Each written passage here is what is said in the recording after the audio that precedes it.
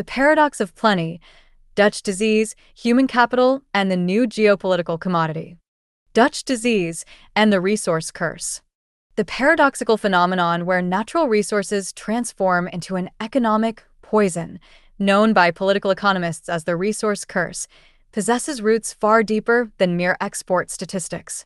It represents a fundamental collision between the management of wealth and the preservation of state power. To understand this, one must revisit the lessons of the Netherlands in the 1960s. The symptoms of Dutch disease emerged insidiously through the appreciation of the Dutch guilder, driven by a post-World War II European hunger for energy following the discovery of massive natural gas fields. As the gas sector expanded exponentially, it siphoned human capital and financial investment away from traditional manufacturing. By the time resource prices climbed, the nation found its broader industrial base unable to compete globally. Data from the Dutch central bank indicates that this environment led to a sustained surge in unemployment throughout the 1970s, a direct consequence of an economic structure that lost its diversification by over-relying on a single resource. The most pressing question remains: why do nations with immense revenues and brilliant economists seemingly fail to perceive the trap lying directly ahead? In the case of Venezuela, the crisis did not stem from a lack of theoretical knowledge, but rather from political incentives overshadowing economic logic, political over economic logic. When politicians face a choice between laying a sustainable foundation that requires years to bear fruit versus distributing short-term wealth to secure their voter base, power almost invariably chooses the latter. Oil wealth breeds overconfidence, a delusion that the resource is infinite and prices will rise forever. Many of the country's leading economists warned of the impending catastrophe, yet their voices were branded as those of political enemies or agents of the old elite. This state of groupthink led to a selective embrace of data that only confirmed the government's beliefs, resulting in management that ignored the harsh realities of the market. Human capital in an aging world. Beyond subterranean wealth and geographical positioning, human capital has emerged in the modern era as the most precious strategic resource amidst a distorted global demographic landscape.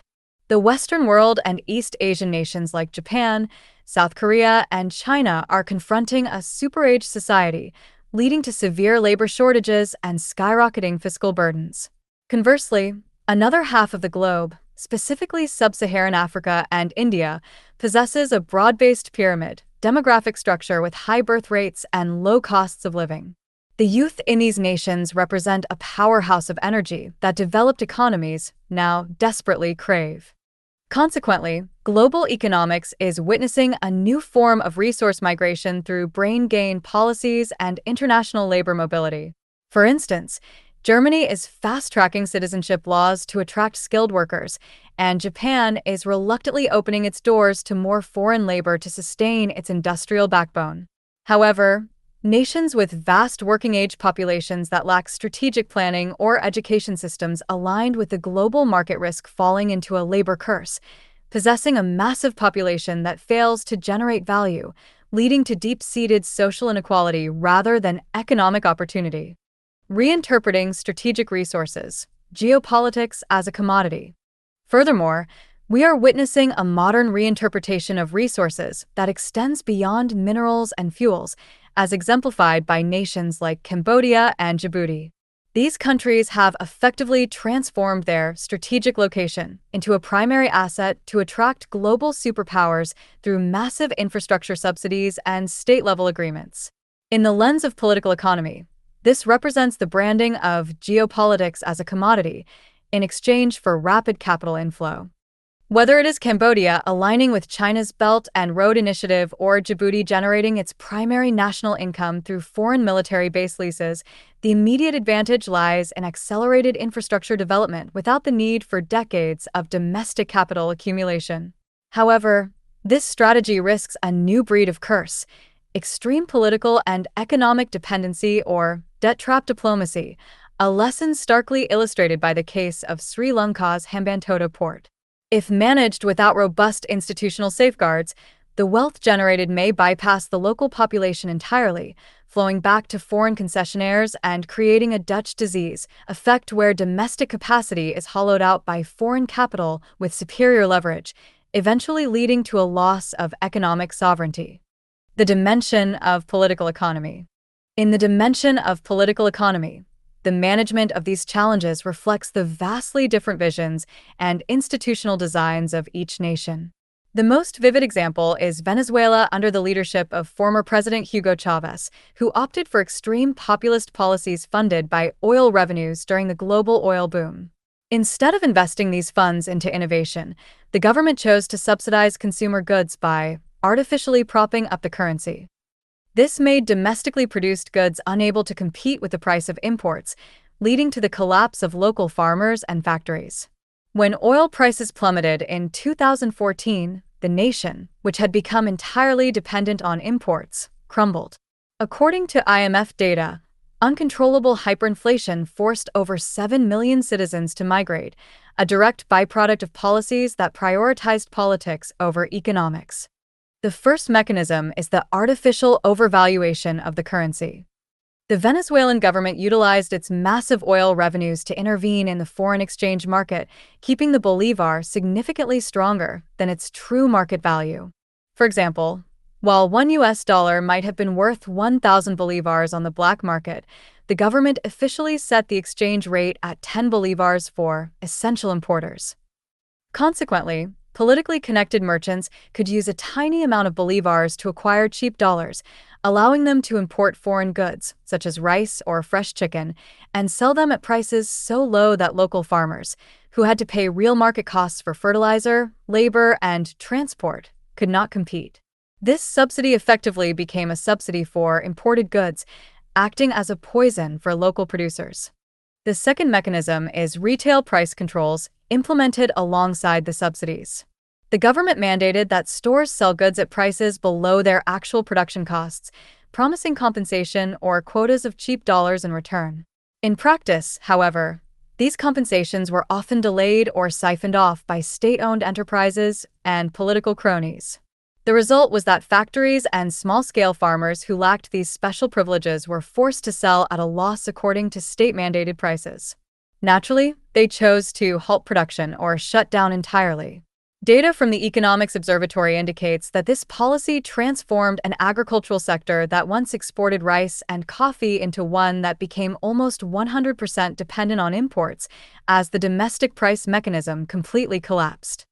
Ultimately, once domestic production was decimated, the country fell into a state of total import dependency.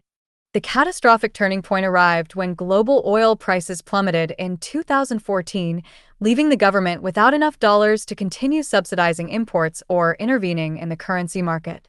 As imported goods vanished from the shelves and the country could no longer produce its own, a severe supply shortage emerged. This led to hyperinflation, as demand remained massive while the supply of goods effectively hit zero. Statistics from the Council on Foreign Relations highlight that this marked the end of a populist cycle that failed to build a productive base, instead using subsidies to buy short-term satisfaction at the cost of destroying the nation's food security and industrial foundation. Conversely, Norway has established a model recognized globally as the gold standard of resource management. The Norwegian government acknowledged that oil is a depleting asset and subsequently enacted the fiscal rule.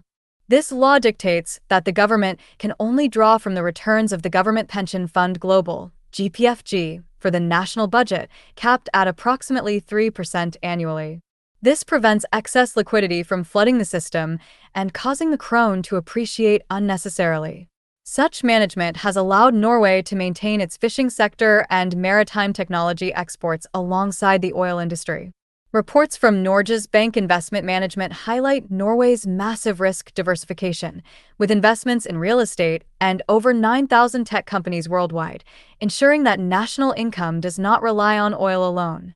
As for Singapore, despite having no natural resources, it transformed scarcity into a driving force through its human capital strategy, resulting in one of the world's highest GDPs per capita.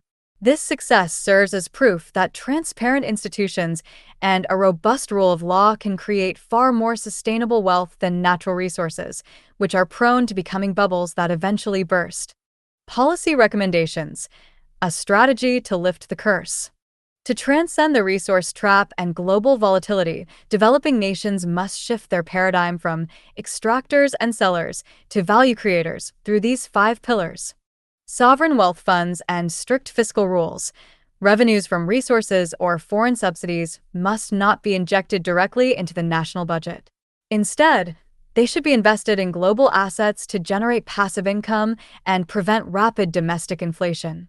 Laws must be enacted to restrict fund usage to crises or future generations. Economic diversification. Resource wealth must subsidize innovation and industries of the future, such as green tech or the digital economy. Creating an environment for R&D and startups ensures the country has multiple economic engines to rely on if one fails. Investing in future-ready human capital. In an aging world, skilled labor is the most expensive resource. Nations with young populations must pivot from producing cheap labor to high-skill workers capable of international service exports, which provides more stable income than raw labor. Institutional quality and transparency. A robust audit system is vital. Resource revenues and expenditures must be open to the public, transparency, to prevent elite corruption. A strong rule of law protects property rights and attracts high-quality, long-term investors. Hedging strategy in economic diplomacy. For nations leveraging their location, a non-aligned policy and diplomatic risk diversification are essential. Agreements must include technology transfer and prioritize local employment to ensure infrastructure projects do not become islands of wealth amidst local poverty.